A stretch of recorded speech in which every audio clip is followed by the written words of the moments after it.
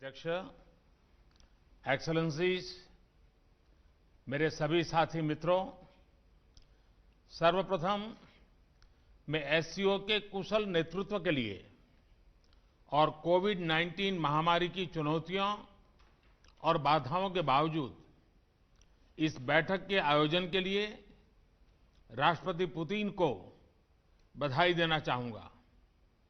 मुझे खुशी है कि हम इन कठिन परिस्थितियों के बावजूद एससीओ के तहत कोऑपरेशन और इंटीग्रेशन के एक व्यापक और प्रगतिशील एजेंडा को आगे बढ़ा सके। एक्सेलेंसीज, एससीओ में भारत के लिए यह एक महत्वपूर्ण वर्ष है। हम पहली बार एक समिट स्तर की बैठक SCO council of heads of government का आयोजन करने जा रहे हैं। इस बैठक के लिए एक व्यापक एजेंडा तैयार किया गया है, जिसमें आर्थिक सहयोग के मुद्दों पर विशेष ध्यान दिया गया है।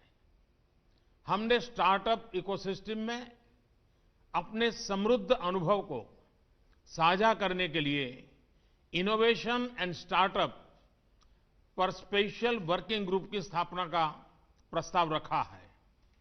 हमने ट्रेडिशनल मेडिसिन पर वर्किंग ग्रुप का भी प्रस्ताव रखा है, ताकि एससीओ देशों में पारंपरिक और प्राचीन चिकित्सा के ज्ञान और समकालीन चिकित्सा में हो रही प्रगति एक दूसरे के पूरक बन सके। एक्सेलेंसीज, भारत का दृढ़ विश्वास है कि इकोनॉमिक मल्टीलेटरिज्म और नेशनल कैपेसिटी बिल्डिंग के कॉम्बिनेशन से एससीओ देश महामारी से हुए आर्थिक नुकसान के संकट से उभर सकते हैं। हम महामारी के बाद के विश्व में आत्मनिर्भर भारत की दृष्टि के साथ आगे बढ़ रहे हैं।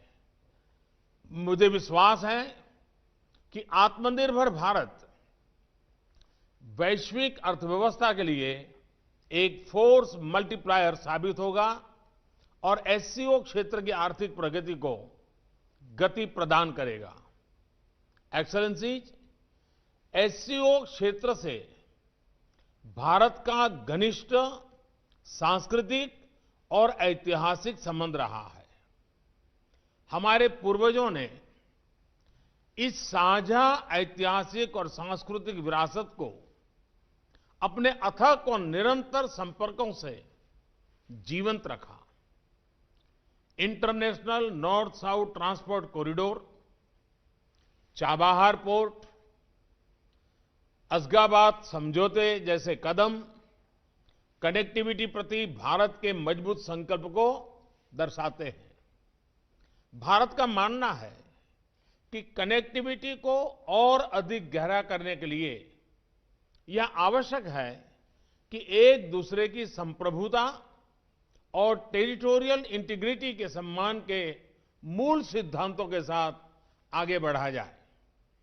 एक्सेलेंसीज, यूनाइटेड नेशंस ने अपने 75 इयर्स पूरे किए हैं, लेकिन अनेक सफलताओं के बाद भी संयुक्त राष्ट्र का मूल लक्ष्य अभी अधूरा है।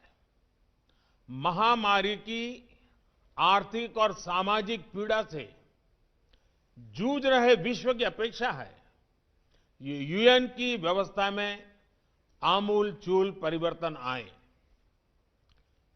हमारे यहां शास्त्रों में कहा गया है, परिवर्तनमेव स्थिरमस्ति, परिवर्तन ही एकमात्र स्थिरता है। भारत 2021 से यूएन सिक्योरिटी काउंसिल में एक गैर स्थायी सदस्य के रूप में भाग लेगा। हमारा ध्यान वैश्विक शासन विधि में संभावित बदलाव लाने पर केंद्रित होगा। एक्सेलेंसी, भारत का शांति, सुरक्षा और समृद्धि पर दृढ़ विश्वास है और हमने हमेशा आतंकवाद, अवैध हथियारों की तस्करी, ड्रग्स और मनी लॉन्ड्रिंग के विरोध में आवाज उठाई है। भारत एससीओ चार्टर में निर्धारित सिद्धांतों के अनुसार एससीओ के तहत काम करने की अपनी प्रतिबद्धता में दृढ़ रहा है।